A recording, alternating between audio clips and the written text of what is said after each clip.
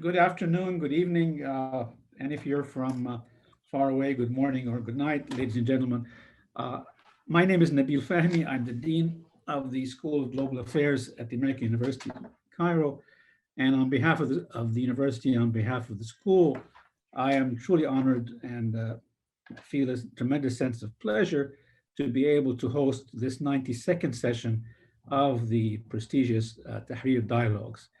As I've often said, these dialogues are meant for important topics that are of interest to the general community, and they're convened only when we have really top-notch speakers or panelists to bring issues to the table in a practical but also rigorously.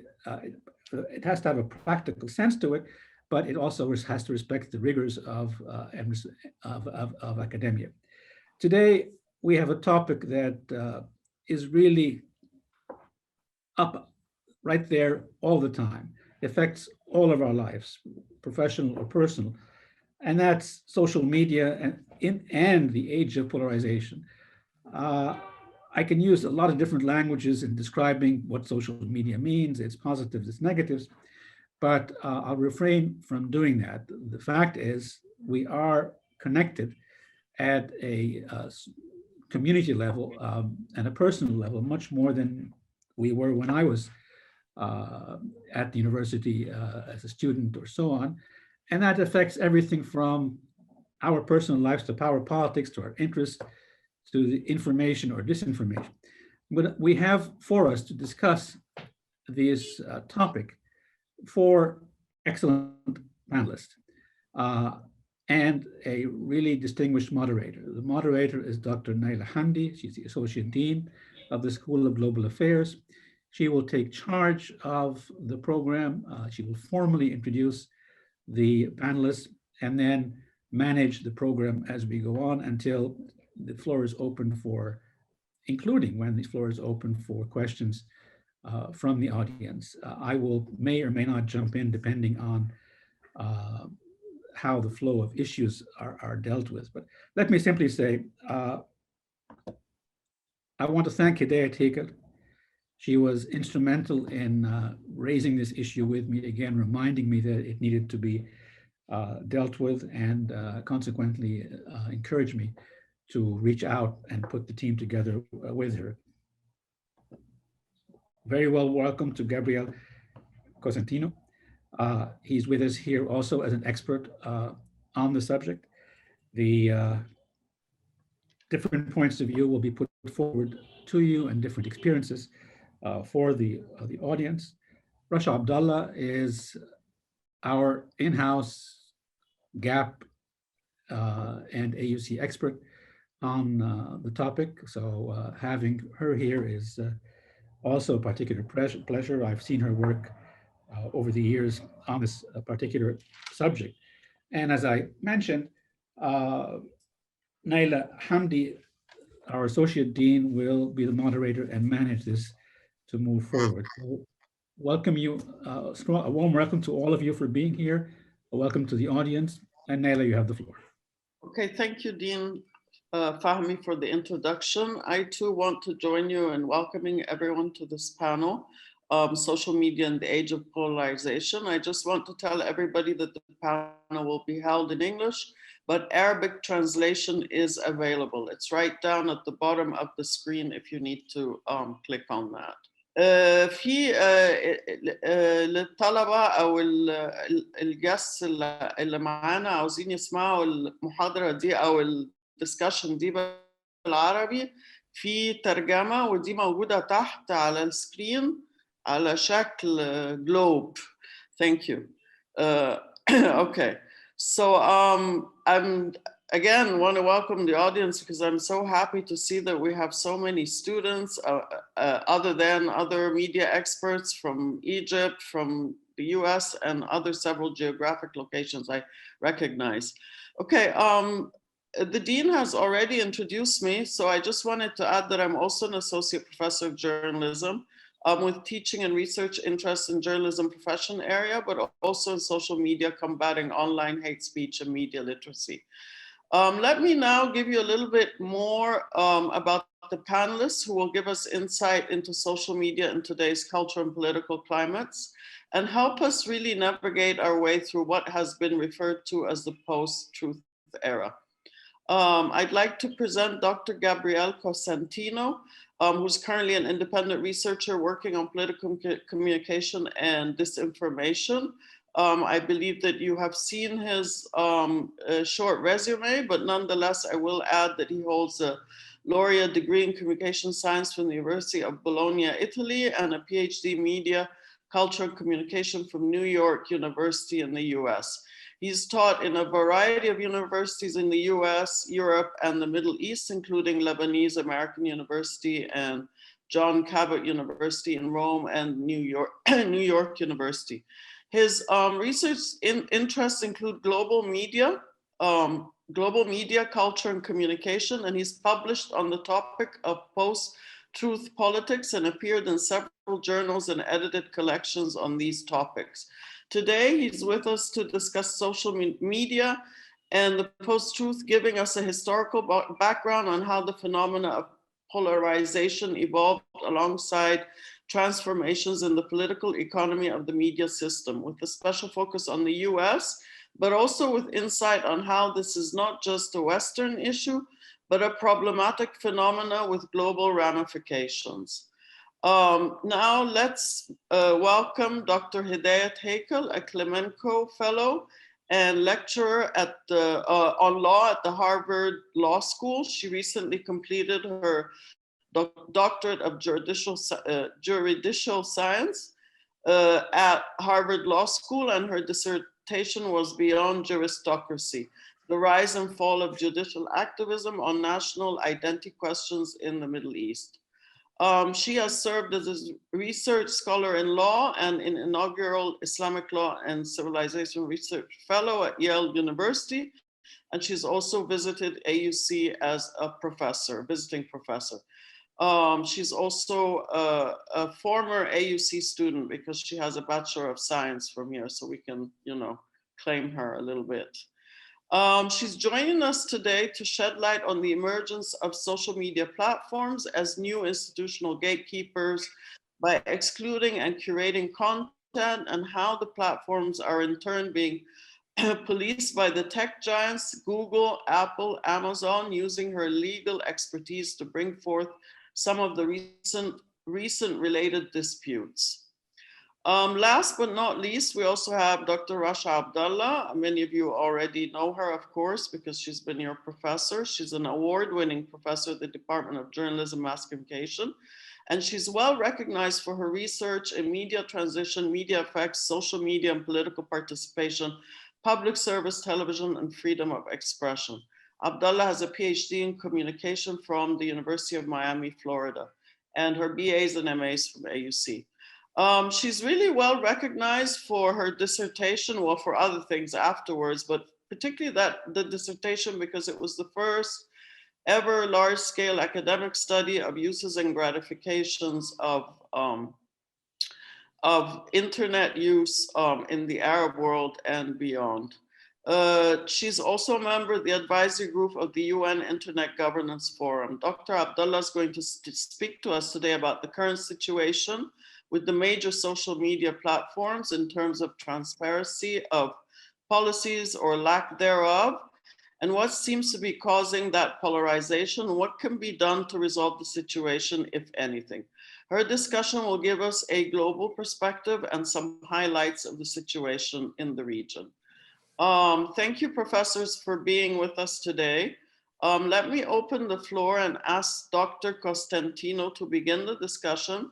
We'll take audience questions later after all the presentations are finished, and we'll do that via raise hand function and questions on the chat. You can write questions on the chat, so keep a note of what you want to ask, and you can ask it after they're done. Go ahead, Professor. So good evening, everyone. I would like to thank the organizers, first of all, the organizers of this webinar, for inviting me to speak at this very timely discussion on social media and political polarization. Political polarization really has entered the forefront of public and academic discussion quite recently, I would say probably after the 2016 election, particularly in the United States. But it is not a new phenomenon. In fact, in my introduction to the topic, which has an historical take, an historical angle, I'm making the argument that the current state of affairs of political polarization in the American public opinion, also the European public opinion, for that matter, has its roots in a long process made of regulatory changes, technological advancements, and political economic transformations that in the US, for example, date back to nearly 40 years ago, to the 1980s. Changes and transformations which were also mirrored, as I will show, by similar changes in the European context. Mark Fowler, the FCC chair under Ronald Reagan, famously once said that television is just a toaster with pictures. This funny maxim encapsulates his regulatory philosophy towards broadcasting, which he wanted to remove from the realm of public trust to transfer it to the marketplace of private commerce. In a short period of time, under the tenure of Fowler at the FCC, from a handful of free-to-air national networks, which in the US were privately owned and in Europe were mostly state-owned, networks which enjoyed a loyal following of mass heterogeneous audiences for several decades, the broadcasting sector, in a relatively short period of time, like I said, evolved into a highly competitive and very dynamic market, where a plurality of stations started to compete for smaller and better profiled audiences. If before this shift in the philosophy behind broadcasting regulation, the main goal, the main tenet of broadcasting regulation was the safeguard and protection and nurturing of a broader public interest, for example, nation building in Europe, particularly in the post-war period. In the United States, the aggregation of large national audience. This principle under Fowler underwent a pretty drastic change, a pretty drastic transformation. The public interest from that moment on would be determined by, as he framed it, the public's interest, meaning what people desire to watch, not by what a regulatory body like the FCC, for example, thought they needed to watch. So audiences after the 1980s were not seen so much as social entities who needed guidance and a pedagogic approach or education, but rather aggregations of demographics, each with a specific taste, lifestyle inclination, for example, that had to be catered by corresponding suitable contents and services, lest they should switch channels.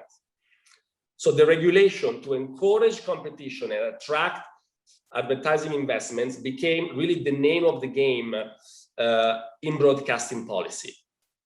In Europe, the state's dominant place in broadcasting was scaled down to make way for private operators, so that to create mixed systems characterized by public and private competition, which also created the conditions for new cultural and political cleavages to emerge. Italy's Berlusconi, notorious 3 times prime minister and former media mogul, actually cultivated his political constituencies first by aggregating highly profiled audiences through his television networks. And once he entered politics, also by means of a very divisive rhetoric and communication strategy, he became himself a highly polarizing figure, breaking the tradition, the Italian tradition of consensual politics. The tendency towards audience profiling, and I'm making the link between audience profiling as a necessary antecedent to polarization, started to take a pretty clear political dimension in the US, particularly with the rise of cable news network, especially in the US, which actually operated on this model based on aggregating and cultivating loyal audiences which were defined by clear cultural and political profile. This, of course, paved the way for the future rise in political polarization. Another important turning point in this process, still supervised or encouraged by the FCC under Fodor, was the repeal of the Fairness Doctrine in 1987. This was a policy that required license holder, broadcasting license holders, to both present controversial issues of public interest, public affairs matters, and to do so in a manner which was honest, equitable, and balanced, in order to foster a conversation, a public conversation, and generate consensus around this conversation, around these topics. Well, the demise of this rule is seen by many observers and many media historians as a contributing factor to the rising level of party polarization in the United States. For example, one very simple but very telling example, after this repeal, there was an immediate boom, an immediate rise of the format of talk radio, a medium characterized by often unfiltered and very divisive content. One of the most famous, if not the founding figure of talk radio, is the recently departed Rush Limbaugh, which contributed to infuse vitriolic attacks, conspiracy theories. So now we know where conspiracy theories really took off in the United States conversations, and insults even. So we can actually claim that Limbaugh, in a way, through this medium, predated the confrontational language that then became very popular in cable news punditry, for example, or even, for that matter, social media, political influencers, or even trolls.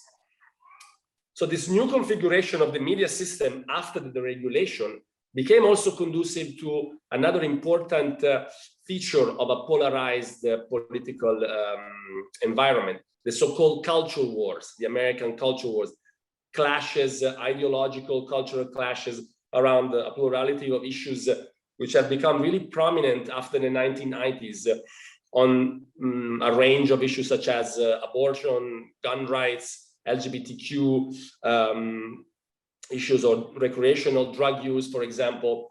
And it's also not a coincidence that from the 1980s and 1990s onwards, there has been a rise in the American political context of identity politics, political stances supported by smaller movements, sometimes even niche social and political movements, defined by identity, whether it be gender or race or sexual orientation, rather than more complex, overarching ideological elaborations typical of mass parties.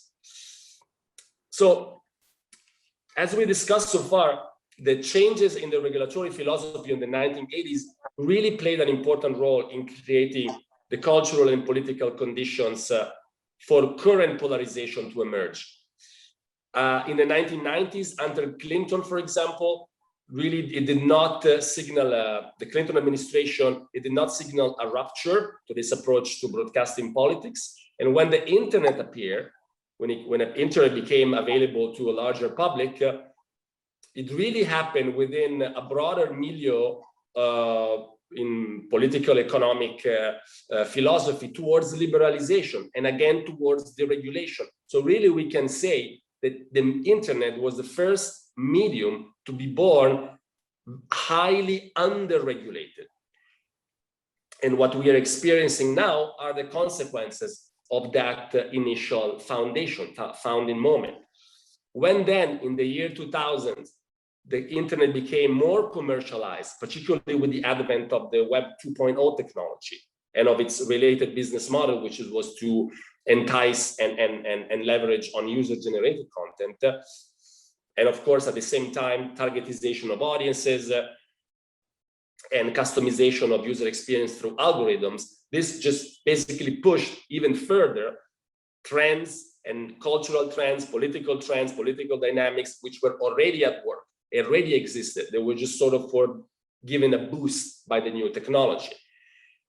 So to conclude, the recent emergence of very problematic and very divisive political phenomena, such as that of Donald Trump, for example, and of its, by extension, the political culture within which he operated, mired in controversies, disinformation, conspiracy theories, really to be fully understood, needs to be projected on a longer and a more complex historical perspective, which in my reading, in my take, has fostered the highly polarized media political nexus that we are experiencing. So the fragmentation, the breakdown of a consensual view of political reality, which really is now the bane of American society and American politics, and has led to very problematic phenomena, even more so than polarization, which is that of post-truth, which I've worked on for a few years now, closely correlated to filter bubbles and ideological echo chambers. By now, these are familiar concepts in broader audience. Again, in my reading, in my argument, has long roots, as part of its roots, part of its initial sort of seminal phases in the process, regulatory process, technological changes, and also political economic shifts that I just briefly outlined. Thank you for your attention. Thank you for your perfect timing. We'll move to Dr. Hakel, Hanan Hakel. Thank you. I'm sure I will not have perfect timing. It's really a pleasure to be part of this webinar, to reconnect with AUC. In some sense, I never actually left, and especially to address a multidisciplinary audience, which is the hallmark of the Tahrir dialogue series. I'm nonetheless the only law person on the panel today, and that makes me very self-conscious and eager to defend my discipline and disciplinary interests. So I wanted to focus my remarks to give some basic idea on how social media is regulated today, especially in the West, the US and Europe, or as Gabriele said, under-regulated, and the prospects of increasing or decreasing polarization as a result of the recent developments in the realm of social media regulation.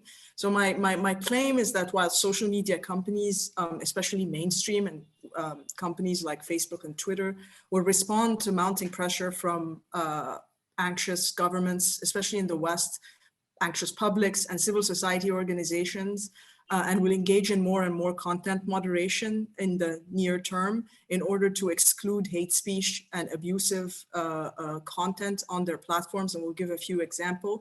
These efforts will not lead to the emergence of a new mainstream, so to speak, because hate speech will migrate to different forums, indeed different infrastructure, as the recently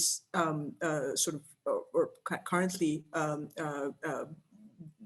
being litigated dispute between Parler and the cloud giant Amazon Web Services in the US will show us, and I'll get to that in a minute, but also that misinformation and disinformation will likely still be rampant on these mainstream platforms, because we have, as society, so far very little idea of how to regulate them without impinging on free speech rights of the platforms, or impinging on the platform's very kind of identity, their raison d'etre. So first, how is the content of social media regulated today? The surprising answer is, even in advanced economies, advanced jurisdictions, and I say that obviously with a grain of salt, such as the US and Europe, we have very little government regulation of the content of social media, qua social media, as social media. There's even a difference of opinion on whether the content on these platforms can be regulated in the first place, or whether the regulation or some aspect of supervision of the algorithms that curate the content on the platform is itself a violation of free speech. We also have disagreement on whether it is futile to engage in intensive regulation because of speed and reach, especially of viral posts. So in some sense, when there is intervention, it might be too late. The posts might already have significant following and sort of done the job, especially the misinformation and disinformation. So it is a raging debate sort of on all aspects, and I just chose a few to highlight. It's a situation where the technology emerged and is maturing at a rate much, much more rapid, not even comparable, not in the same order of magnitude as the time scale of ordinary lawmaking in legislative bodies. legislation is only now beginning to, I wouldn't even say catch up, but to emerge. And whenever that is the case in law, and it happens, it often happens that social, economic, or political developments emerge much faster than the law can catch up. That happens all the time. And in the legal world, whenever there arises such a new fact pattern, a new case, or in this case, a whole new technology or group of technologies, what us lawyers are trained to do, even lawyers within Twitter, Facebook, WhatsApp, TikTok, you name it, is to start by analogizing to existing precedents, to existing law, to previous legal frameworks or paradigms from the past. This is reasoning by analogy. And if you're students and lucky enough to take a law course at AUC, whether that's a course focusing on civil law or common law or comparative in between, I encourage you to do so. And it becomes apparent from any coursework that analogy is the building block of legal reasoning in any legal system. I might even say in Islamic civilization, we called it qiyas, right? So to compare one situation to the other, triangulate similarities and differences, and apply or carry one legal rule from one case in whole or in part to the new situation. Okay, now let me pull up the first slide and engage in the first thinking exercise. So let me see if my technology will work. So I only have a couple of slides, and I hope they're fun. We'll see. For a lawyer, what's fun, it can be very, very subjective. Okay, so what do we have here? We have a theory, okay, a fact pattern that we'll assume, a false statement of fact pertaining to Bill Gates. Bill Gates will use microchip implants to fight coronavirus, okay? I'm sure you've encountered that on social media since the pandemic. So let's try to go through different scenarios, assuming we are in the United States, governed by US law, or just generally a liberal democracy that values freedom of speech. If a journalist, so journalist X, let's call him X for lack of imagination, writes and publishes, and the New York Times publishes, that Bill Gates manufactured the COVID virus and or the pandemic, created the pandemic in order to implant chips into humans, okay? Can Bill Gates sue? So that's the exercise I'm going to do in the first slide. Sue civilly, okay, for defamation. This is not criminal law, this is just civil law, okay, for a harm, economic harm that befell him or reputational harm, etc. So that's scenario one, that the New York Times published this information. Well, typically the paradigm that we would look at is the paradigm of defamation. So in analogous, and it's not the same, but analogous to say sabbu wa qadhf or something like that. Usually Bill Gates can sue the journalist for money damages. And that's not the interesting question for me here, but whether he can sue the New York Times, which has deeper pockets and which is the newspaper, or is such a suit, such a lawsuit, a violation of the journalists or of the newspaper's free speech rights. So roughly, possibly the five elements of such a claim would be whether or five questions, whether the statement is false, it's a statement of fact, not opinion, whether it was published, and whether it actually caused injury, roughly. I mean, obviously generalizing. And you can imagine Bill Gates can sue the New York Times and very probably succeed. Even if he were a public official in the US, there's a higher bar of malice, actual malice, but still possibly can sue the New York Times and recover. Let's go to scenario two. What about if reader X, okay, writes that same information, that same statement of fact in a letter to the New York Times? It used to be very popular in newspapers to write, and newspapers will publish reader letters. Does that change at all the situation? Can Bill Gates still sue the New York Times? Most likely, yes, because the newspaper took an active editorial decision of which letters to include and publish. So they're sort of, with that editorial responsibility, power comes responsibility. Scenario three, Do you remember that? Is that generation? Does it even know that's a phone? So if that person X, now an uncle, talking to his nephew on the phone and said the same thing, like the conspiracy theory, but sort of also made the statements of fact that are false or misleading and injurious to Bill Gates, can Bill Gates sue the person? Probably not, because it's not published. Can he sue the phone company? No, because the phone company is considered to be, you know, not responsible for whoever is using it. Otherwise, like every crime that's ever involved a phone call, we'd hold the phone companies liable. So the paradigms here are you a newspaper? Are you more like a newspaper, or are you more like a phone line? And you could imagine the internet service providers at the beginning were understood to be more like phone lines. And in fact, then comes scenario 4 after like the internet. So user X posts that, it's not Facebook yet, posts that on a chat forum, okay? So is the ISP or the chat forum liable? Now, in the US, there was actually legislation to say, no, they're not liable. That's like section 230 of C1 of the Communications Decency Act that says, no, if you are just a distributor, an information content provider, you are not treated as the publisher or speaker of the information. And so you cannot be sued in defamation. So you can imagine later, sort of with the emergence of Facebook and WhatsApp, how these scenarios get complicated. But the situation we have now, more or less, I mean, there are some outlier nations, is that the platforms, for purposes of civil defamation suits, for purposes of money damages, when someone is harmed by a false statement of fact, they are considered not liable, because they're considered distributors, not publishers, more like phone lines, or at least internet service providers, than news.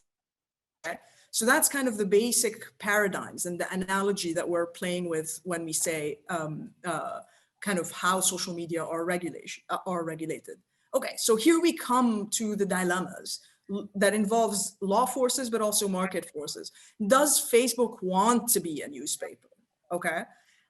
So there are reasons Facebook does not want to be a newspaper. Okay, one of them is the legal reason. They do not want, their whole business model would crash. They would probably stop being a platform if they could be sued for every potentially defamatory statement on the website. They also don't want to be a newspaper because it's a terrible business to be in this time and age, okay? So newspapers, many of them are going through a very tough time, and the business model seems not to be working as well as outside of kind of the top, say, 1% or the top echelon of kind of national or broad audience newspapers. Without exhausting all of the reasons, Facebook also doesn't want to create the content. The whole business model is for users, including newspapers as users, to post and write the content. Okay, so Facebook does not want to be in the business of creating the content, but Facebook wants to become a newspaper in other senses. Okay, and most importantly, a legal sense. Am I like cutting off?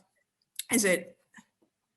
Yeah, I think we can leave the rest of this actually to the question and answer. Okay, session. so I'll take a minute to just give you the different. Is it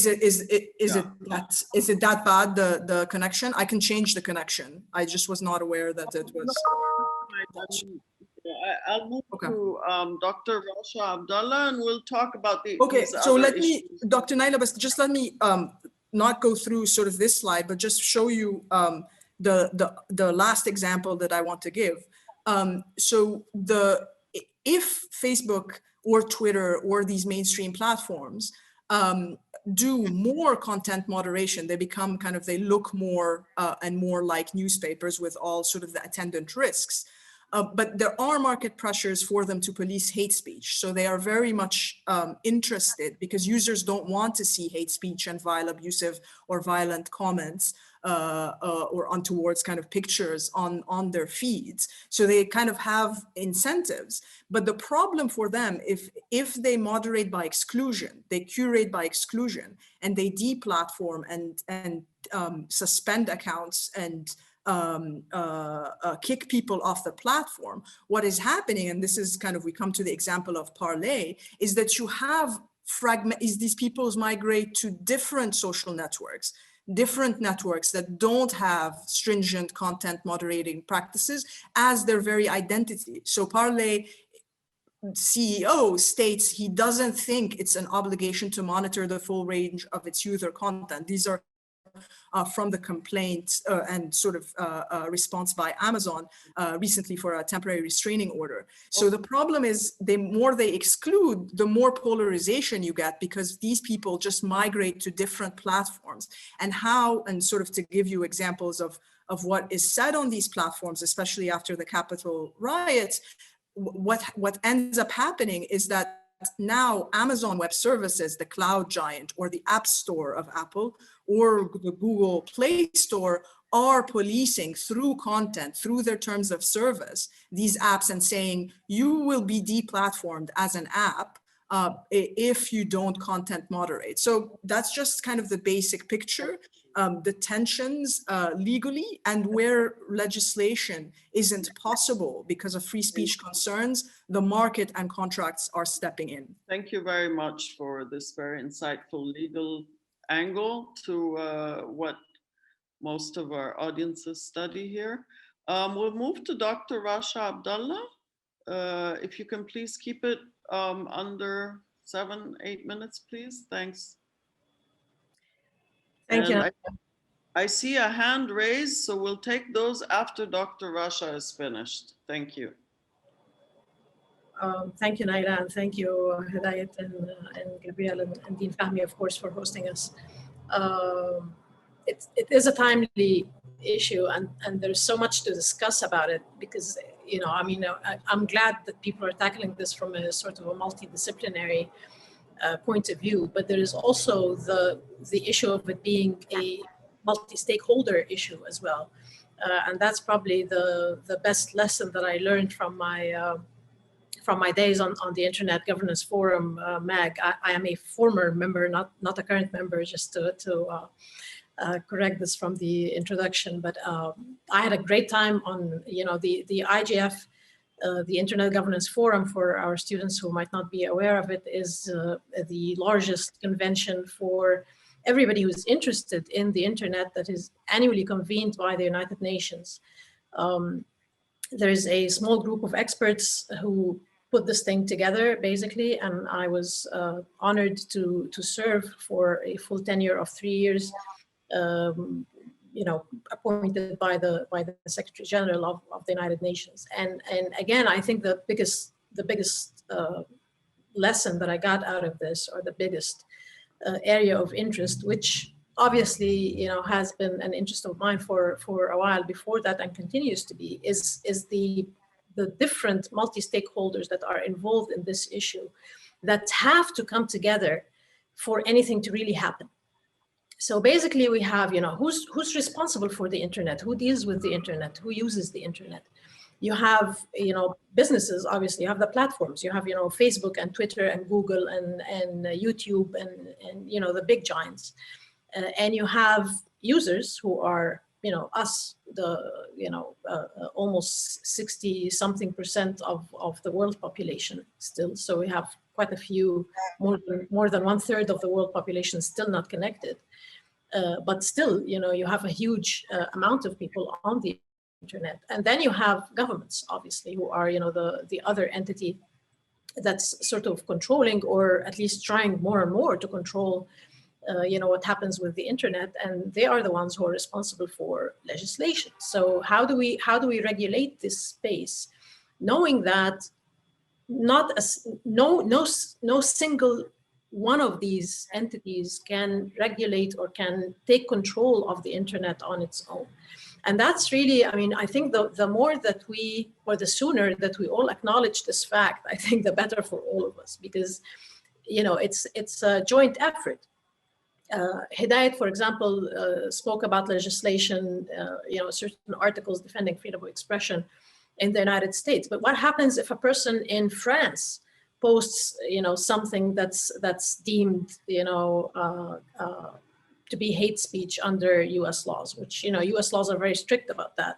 There are very few things that count as hate speech in the US. But what if a person outside of this jurisdiction publishes something? Then, you know, you're not liable under US law. So what do you do? You know, is the platform then supposed to sort of stop you? And then, of course, there are the issues of, okay, so what do we stop? Because, you know, it is such a human, I mean, obviously, you know, if somebody posts to somebody else on Facebook a public post saying, look, I will kill you, that's obviously hate speech, right? I mean, that's a clear invitation. Or, you know, if you post an invitation, you know, let's go kill so-and-so, that's very clear case of obvious threat to the very, very extreme of things. You know, if you come to organizations like ISIS, you know, and Daesh, and, you know, all that stuff that's being posted on social media, that's clearly, you know, bad. I mean, nobody wants that on the internet. Okay, but if I say, you know, I mean, between that and between my own opinion of something that is completely, or at least could be benign to some people, what do you do with the gray areas? That's really the problem. You know, a few days ago, somebody just mentioned that the lady who was hosting the great parade that we had for the mummies on television shouldn't have said Egypt is the greatest civilization. She should have said it's one of the great civilizations. This lady just posted this on a group on Facebook, and she was completely trashed, including violent threats, including threats of violence. So how do you deal with this? You know, is it the platform that should have stopped her, or that should have stopped the abusers? Is it the people in charge of the group admins who should these abusers have been stopped to begin with, or is that, you know, the right? So basically, the issue is, what do we do with the gray areas, and what do we do when it's a different jurisdiction, when somebody is not within the same country that these laws have been made, and so more and more it becomes very clear that this needs to be a multi-stakeholder issue. This needs, you know, the academicians have to come in, the tech people have to come in, the platforms have to come in, you know, the business side, obviously, and the governments and the users, because they're all involved in this, and they all, you know, stand a lot to lose, and nobody can do it on their own. No one entity can do it on their own. The problem is how to get these people, you know, at one table and get them to actually, you know, discuss things in a fruitful manner by which you can come up to a solution, or to at least some effort of resolution at the end of the day. That's one of the things that the Internet Governance Forum tries to do. It's obviously a humongous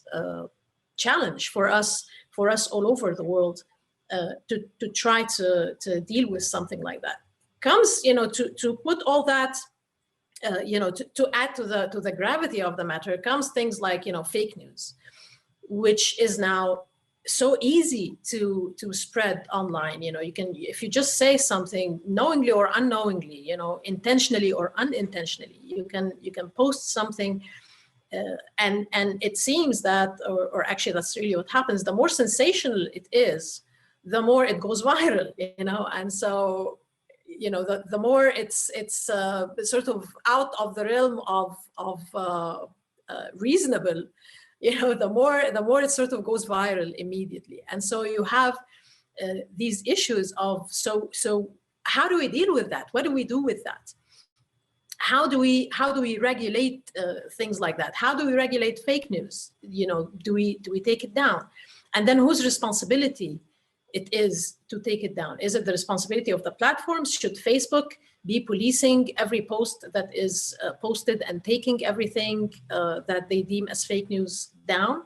What about opinion? Where do you draw the line? Where do you take an opinion out if it's based on fake news. So really what I'm trying to say is the issues are so complicated that basically nobody knows what to do. As Gabriel pointed out, it is very true that this has been an issue historically, long before the internet or social media were ever on board. And so I think it's important to acknowledge that, because many people usually say, if it weren't for social media, we wouldn't have had that.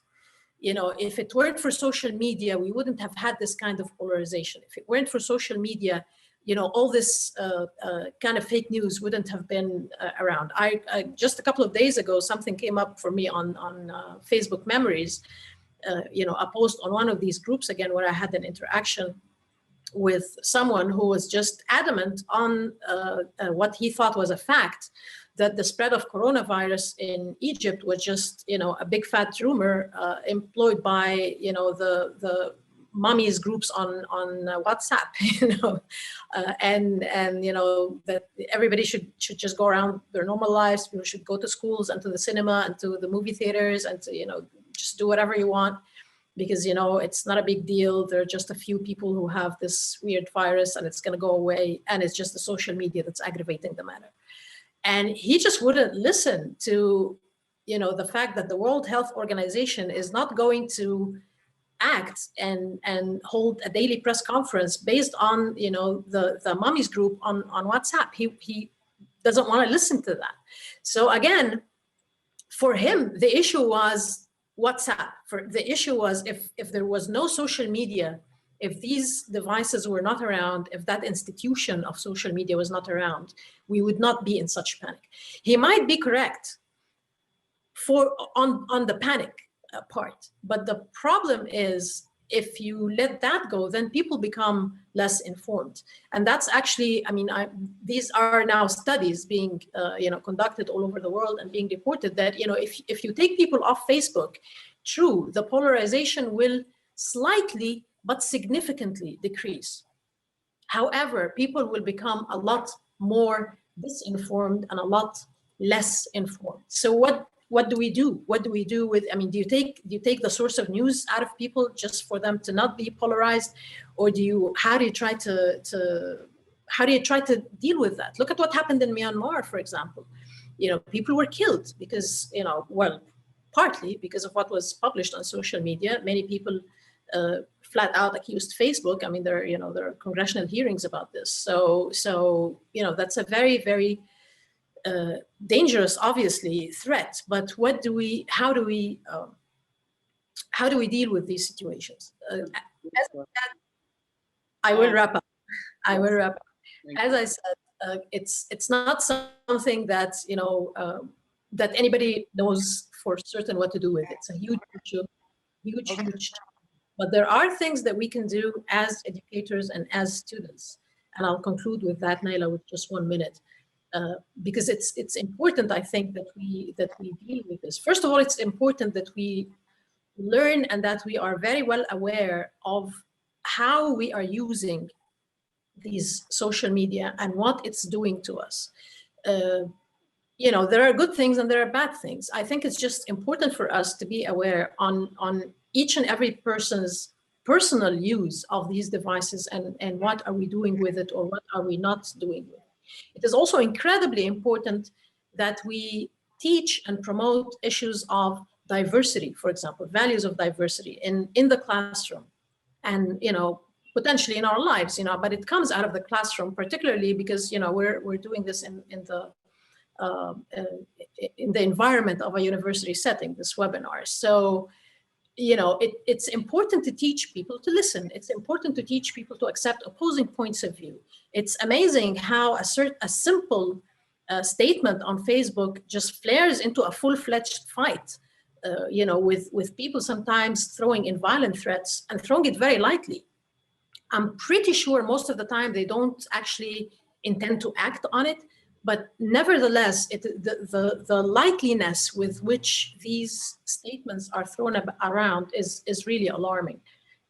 Having said that, the solution for me, whether it's hate speech or accusations of any kind. The solution is not to prohibit speech. I just really need to end on this point and really, really emphasize it.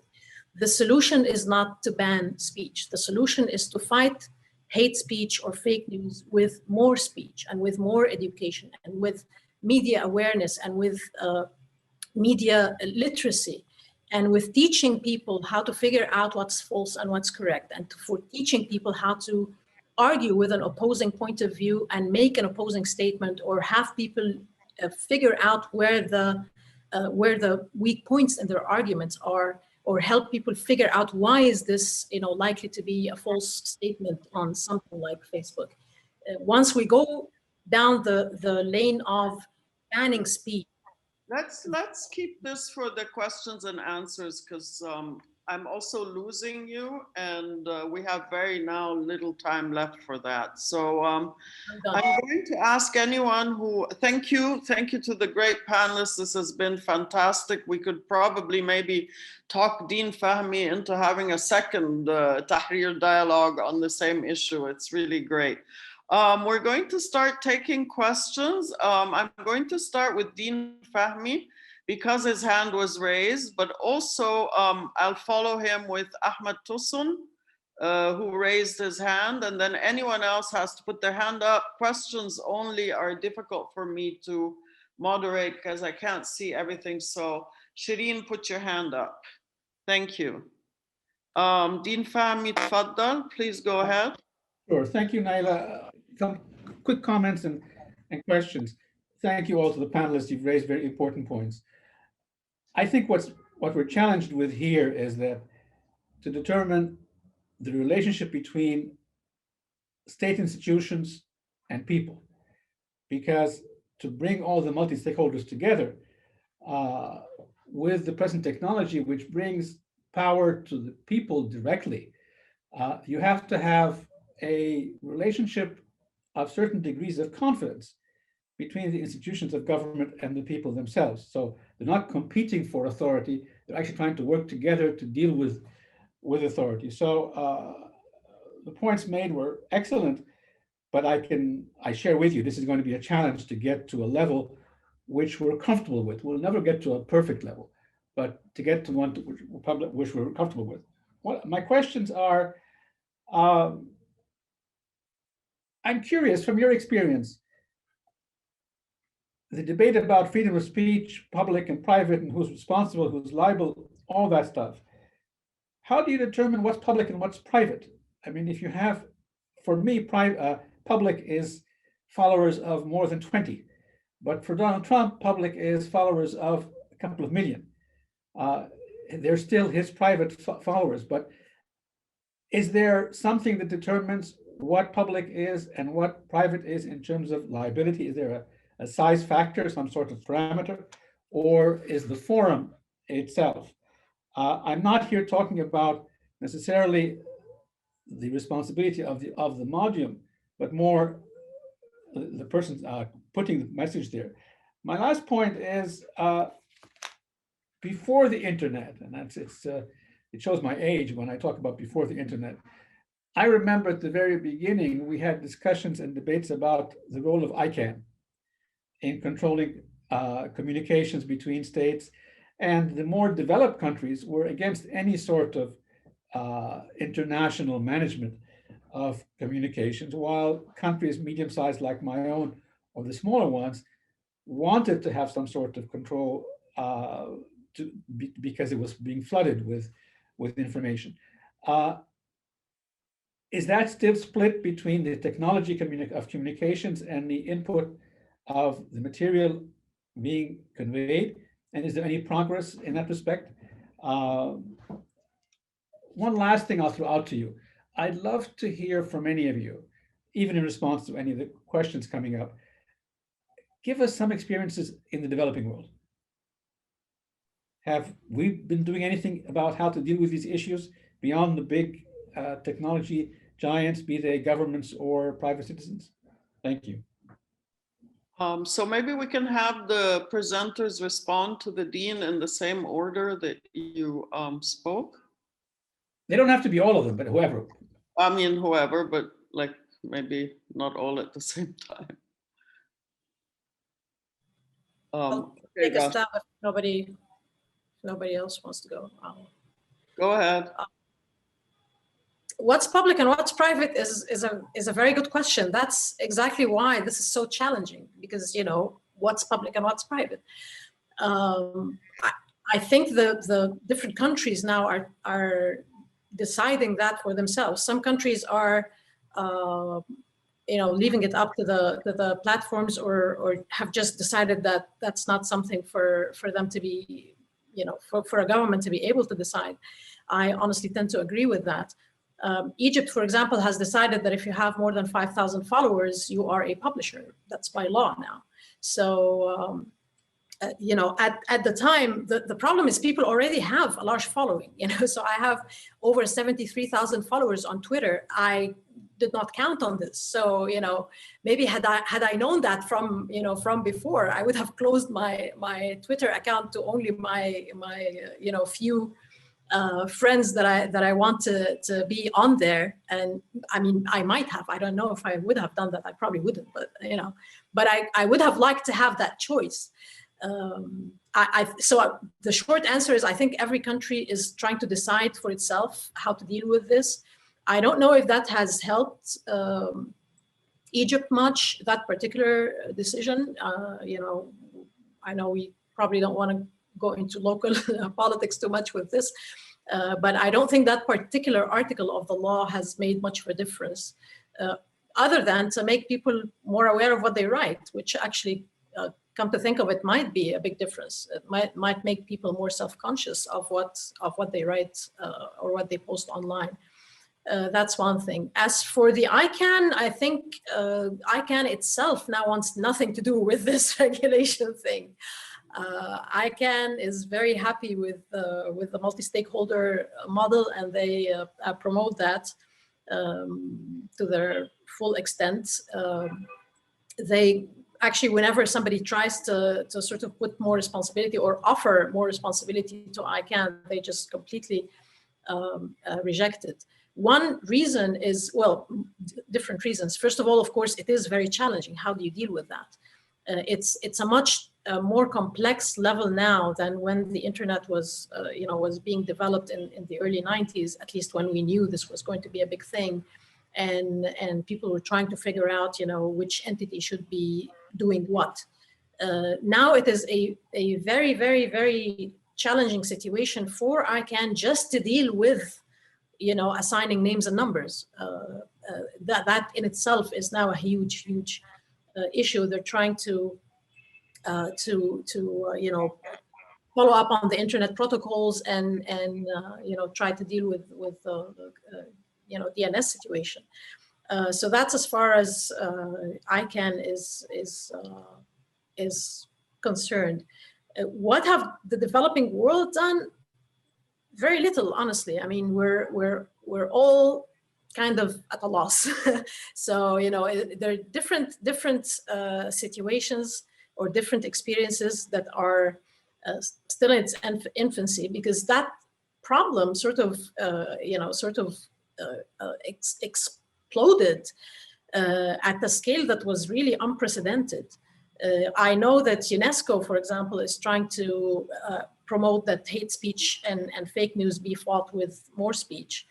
So they're trying to do that all the time. Entities like the IGF are holding, you know, internet governance schools in different countries, including one that we had in Egypt recently, a year or so ago, that tries to teach, you know, the young people about multi-stakeholderism, about, you know, what it means to bring people from different perspectives, have them sit at the table and try to arrive at an answer.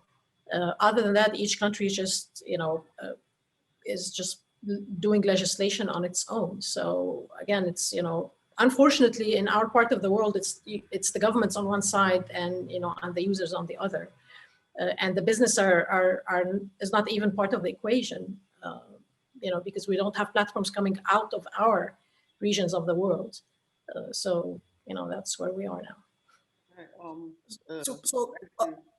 I'll interject just with two small responses to the comments on the table. The first being the issue of public and private is subject to litigation as we speak. The most kind of important decision in the United States recently came out of the Second Circuit Federal Appeals Court. So that's the federal court, sort of that oversees the New York area among other Eastern areas. And what it said was Trump is using Twitter as an extension of his office. So that is a forum with some public characteristics, and Trump cannot block users on his Twitter account. Now, it's a very controversial decision. It's not about liability, but it's about conceptualizing that if you are a public official and you are using, I mean, he was firing and hiring people in government on his Twitter account.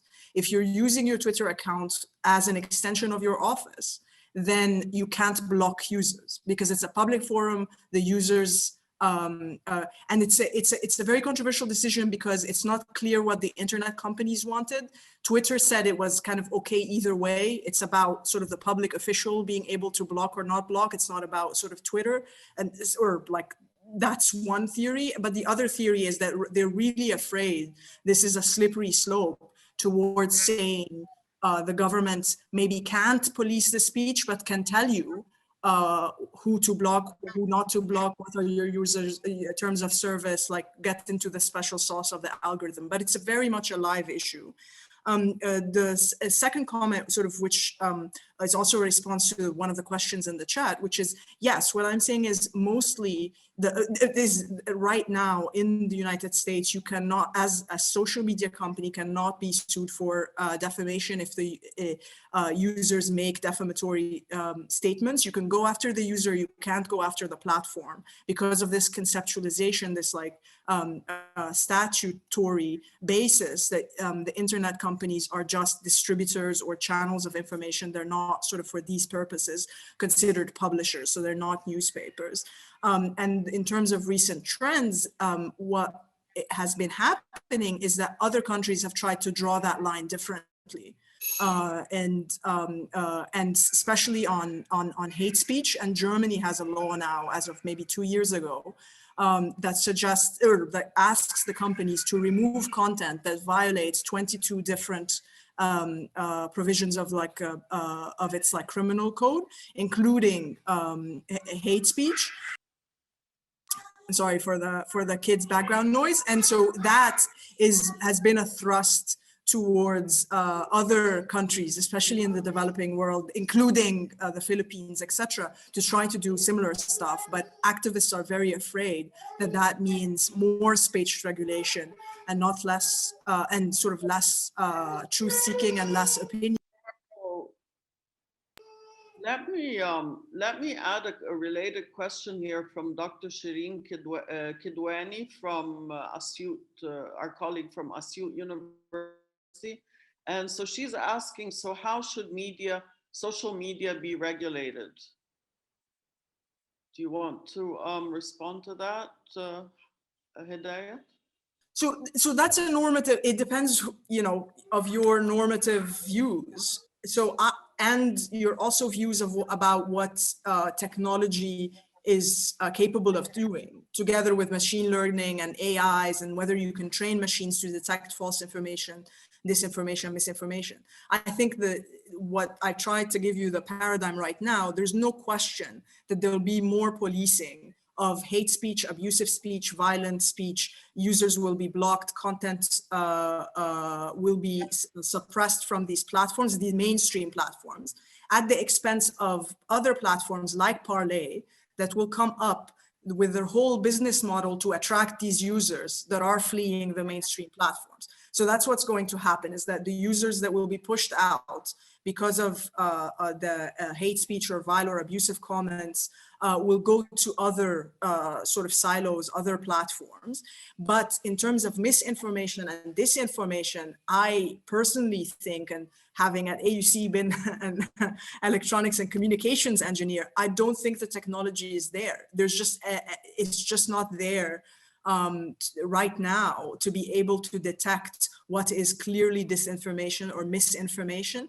And the business model of the platforms is such that they don't care as much, except in when it kind of leads to political scandal, like the 2016 election. And so I think absent the fringes, the hate speech, the abusive behavior, etc., what we're left with is going to be a lot of misinformation and disinformation on the platforms.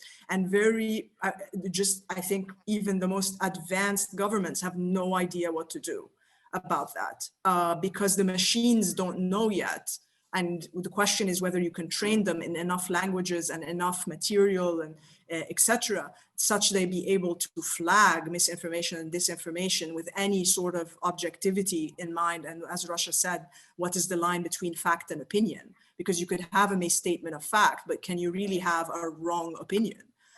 So it's going to be a technology question, and I don't think the technology is there. And the way these companies work is that they'll churn out all this kind of content to flag, and then humans will make the final decisions about whether this is, and that's just not workable at the moment. Although this industry of content moderation is growing at like an exponential pace, it's just not possible to police outside of kind of the violence, the pornography, the hate speech. Outside of these extremes, the misinformation and disinformation is very, very hard. And the question is, do you normatively want to exclude it or not? Because if you exclude it, you could exclude a whole swath of opinions and free speech, etc. Thank you. I'm going to move to a very different question because it comes from Sharif Aziz, who's a business student. And first of all, he's apologizing for a long question, but it's certainly a very different one. So the first part is for Dr. Rasha. If social media decides to suspend the accounts that post false news, then how will these platforms continue to generate revenue, as the more users a platform has, the more revenue they will generate? That's a real business school student question. And this takes us to a second point, which then which is to Dr. Hidayat, and also if Dr. Gabriel would like to pitch in, where he personally thinks that the goal of social media platforms is not to become a platform where posts are being circulated, but a global database for users to be sold for business corporations in the future. Keeping in mind that it is totally legal because no one bothers to read the terms and conditions that are being set for us when we create an account. And that is so true. So Rasha, if you want to start, and maybe then Gabriel, if you want to pitch in, and then Hidayat. Thank you. Sure, thank you. I think the more difficult question is how do we figure out what's fake news and what's not, and how do we control it all across the platform, all across the something like just one platform like Facebook, because I mean these social media get millions of posts every single day. So how do you some things are very obvious. If I said, Donald Trump died and he hasn't, that's easy enough to verify. That's very obvious. But how do you regulate things that are less obvious? And as Hidayat said, how do you regulate opinion that includes a bit of false assumption in the middle? How do you say, a lot of the time I find this statement on Facebook, yes, but this is not really the time to post such an opinion. What is the time? What is the appropriate time to post a particular opinion? I mean, if it's my opinion, I'll post it, no matter which time it is. So I don't think that the question is how will the platforms make money? Don't worry about the platforms. They will make plenty of money either way. They're able to make money. Well, of course, we don't know what is the percentage of accounts that post fake news, but I would suppose that the platforms will still be able to make money if we are able to control the fake news. The question is, how do we do that? It's not possible to do that without infringing on people's freedom of expression, at least not to the extent that we would find helpful. Again, if you say so and so died and they haven't, that's easy enough to verify. But how do you make how do you take care of the gray areas? And it's the gray areas that are really mostly where the issues are, where the problems are. So how do you do that? How do you, figure out if somebody said the right thing or not? What is the right thing? Who is to decide that? Facebook, of course, now has an oversight board, which is supposed to sort of, take a stab at these questions. Of course, they cannot take a look at every single post that somebody reports to be fake news, but they're supposed to be able to make decisions on the major incidents that would then help Facebook set policies for this body. So far, we haven't seen anything coming out of that has become so, like state of the art kind of thing that we can say, yes, this has really made a huge difference. But partly because the issues are so vast and are so difficult really to handle. It's not an easy matter. But I wouldn't worry about the platforms making money. They will continue to make money either way. The issue actually that's also very, very closely associated with this, which I don't think we've mentioned enough, is how the algorithms work on the platforms. The problem that precisely relates to polarization is that the algorithms are made, of course, the algorithms are top secret, so we really don't know. But what people are finding from the minimal research that we can do, because it's very difficult to even research it in any systematic manner, is that the algorithms seem to be promoting content that is sensational and that will increase polarization. So that's a huge problem. Why do they do that? Because then it will increase the discussion, and it will increase the comments and the likes and the hates or the angry faces or whatever. It's all interaction for a platform like Facebook. They don't care whether you agree with the post or not. They only show you stuff that either that they are sure you will agree with, so that you will like, or that you will write a comment that sort of supports what's being written, or something that you are completely against, that they know you are completely against, so that you will give it an angry face or a sad face or whatever, and then you will also write something to basically oppose that point of view.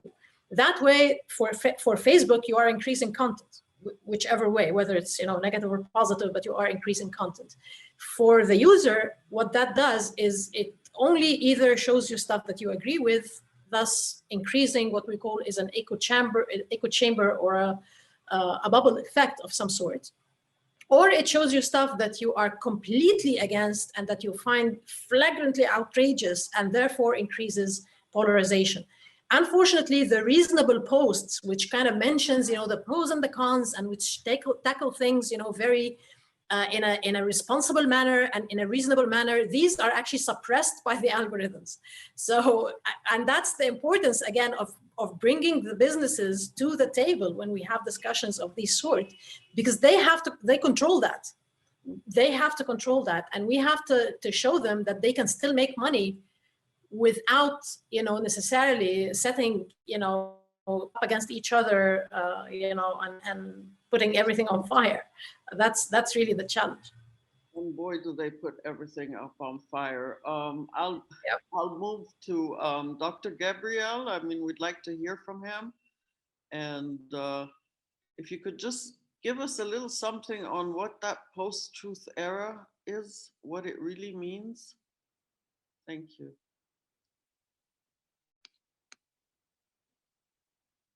Oh, can't hear you. You need to unmute, please. Unmute. Yep. Here we are. Okay. So, yeah, I will get to post-truth in a second. But first, I wanted to address some of the points that have been raised so far, including the question by Dean Fahmy on the distinction between public and private. And I will play the role of the media historian here a little bit. And I think it would be worthwhile to go back to when Web 2.0 when and how, under which historical conditions Web 2.0 really originated, and Web 2.0 is the progenitor of social media. And it really started because of a financial crash. I don't know if you remember, but in the year 2000, there was a dot-com bust. There was this big surge in financial investment on the early ventures in e-commerce and content through internet platforms, which attracted a lot of venture capital, probably a little bit of a reckless venture capital, and then that ended up with a crash on Wall Street, a mini crash, nothing comparable to what we experienced in 2008, but really sent shockwaves in the then sort of like flourishing internet industry. What happened is that a solution had to be found to that sort of stalemate, which was technological, financial, and also cultural. In what sense? In the sense that, on the one hand, people by then had started to be used to free content. They were starting to become accustomed to the idea that on the internet content was free. But then content platforms, or the first new enterprises which were started to experiment with these business models, they realized that actually producing content for the internet was extremely expensive. So in fact, to put content out was hugely expensive. And the solution, the sort of like genius idea that appeared at the time, was to have users produce their own content. That way it was a win-win situation. Users would get free content, and enterprises would get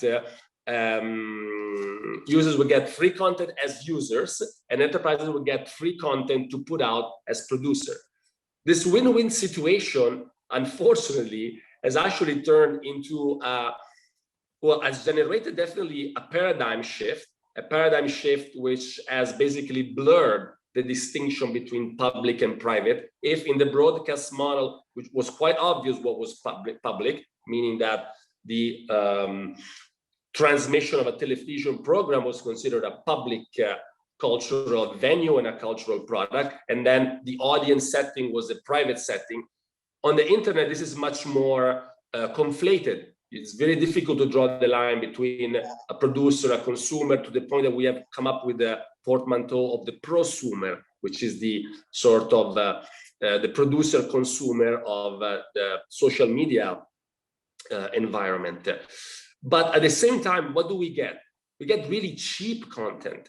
Now we're complaining about false information, we're complaining about misinformation and disinformation, but really and a lot of opinions being thrown out there. And it's very important, of course, to have a normative approach to it, and reason and reflect on what should be allowed and what should be policed, and draw fine lines between opinion and facts, or hate speech, or even just controversial argumentations. But really, this is just the consequence of a very clear turn, a paradigm shift, like I call it, in the political economy of media, which basically shifted the responsibility to the users. Now the users produce the content, they get free content, but another important motto is that if you don't pay for the content, then you are the content. This is what now people are becoming aware of, having their data sold, having their profiles sold to advertisers. These are all just consequences of very specific business decisions that were taken at the time, to a certain extent necessary, because to make a self-sustaining business model, there needed to be some kind of paradigm shift. But then again, I want to link it back to my introduction, my historical introduction, where I try to make the argument that commercialization and sort of the retreat of the state oversight on the one hand, and then of course deregulation, so letting the market regulate itself, later on, even letting financial trends, financial markets have a very important say in how communication and media would evolve, then of course has led to the current state of affairs, which is people are being fed the very sometimes problematic, often superficial, often poorly informed content they put out. So this is a this is the conundrum of supervising, policing. I don't like the word policing, but like setting the legal terms around which the debate on freedom of expression, misinformation really occurs. And one final point on your issue of the question about post-truth. This is really what is post-truth.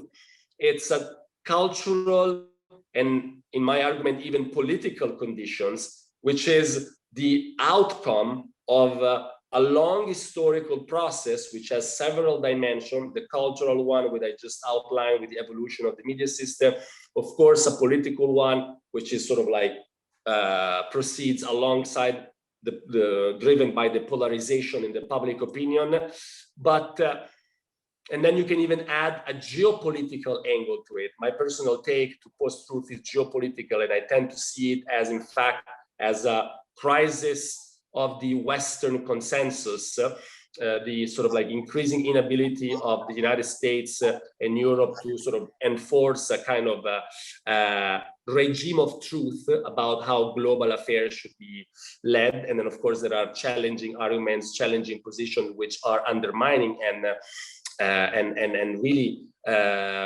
challenging the hegemony of the Western political perspective.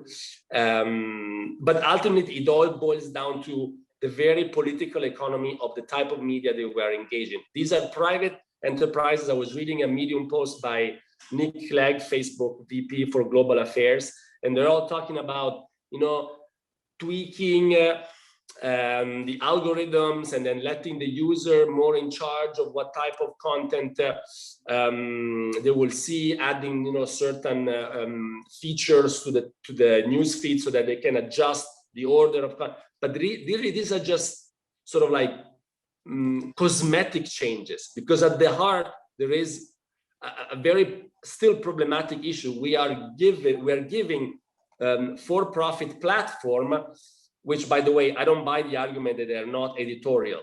The moment that you sell an ad in that space, that you make the really good example of a phone call you cannot charge the phone company or make it liable for the conversation. But if the phone company inserts an ad during the call and makes profit out of the time of the conversation, then I think they become liable for the actual content. So this is really what's happening with social media.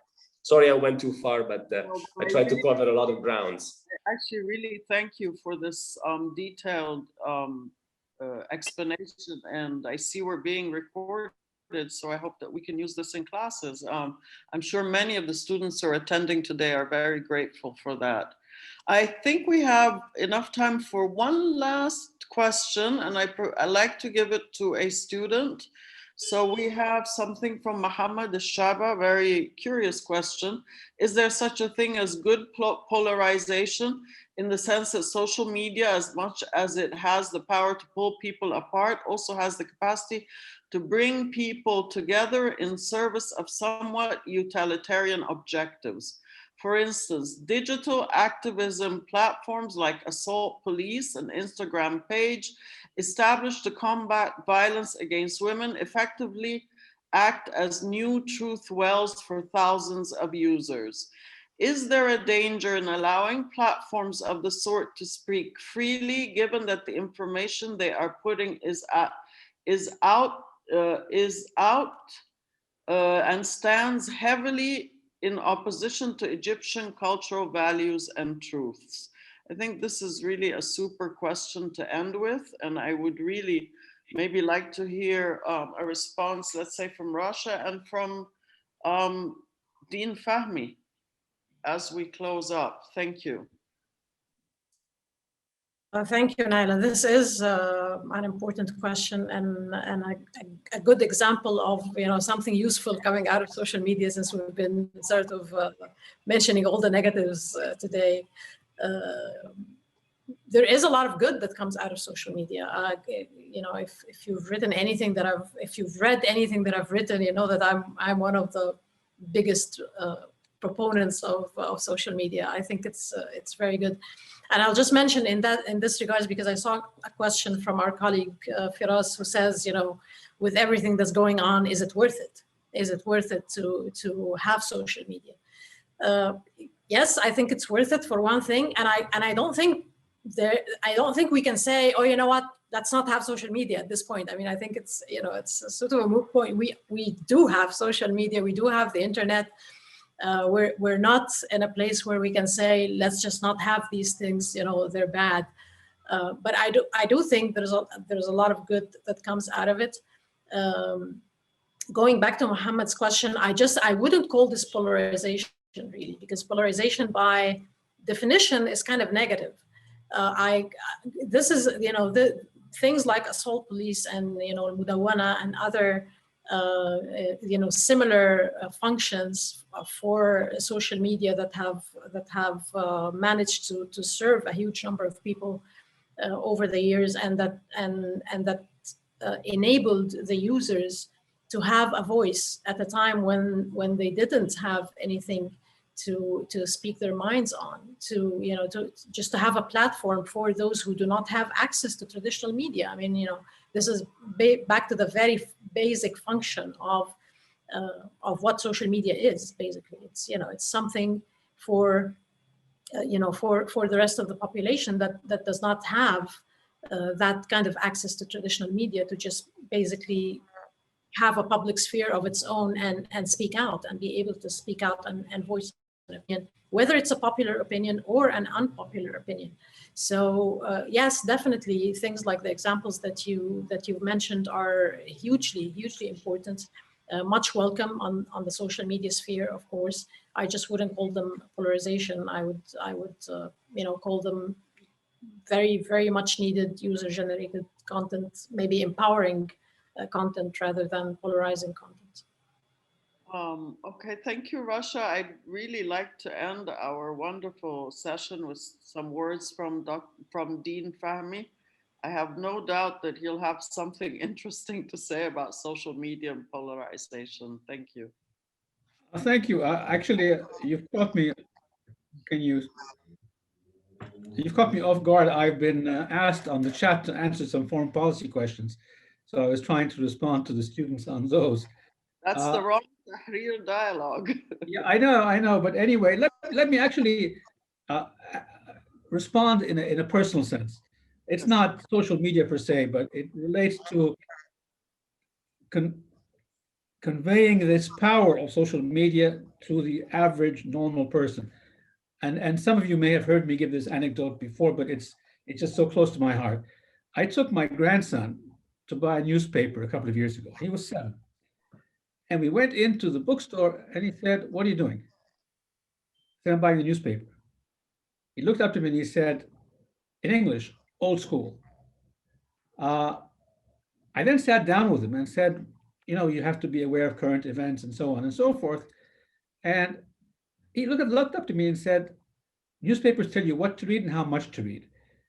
On my iPad, I can figure out what to read and how much to read." Now, that's not completely correct, but the idea that information is transferred sometimes by professionals, sometimes by not professionals, and that people of different age groups may have access to it. I think this goes to Russia's point, but also to both other panelists.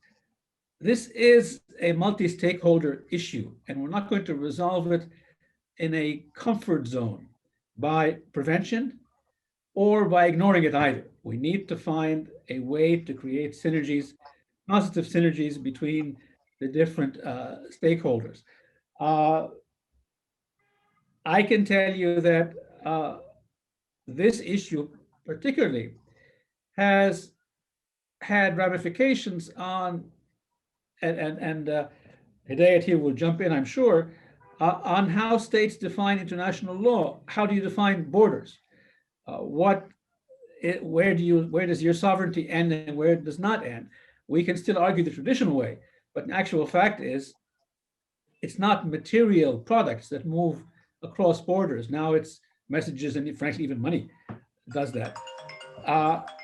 It's a new world, and unless we decide to deal with the new world, we're going to be talking about history, and the kids we're teaching today will not be well equipped. So let's all teach them how to think critically and hope they're wiser than we are.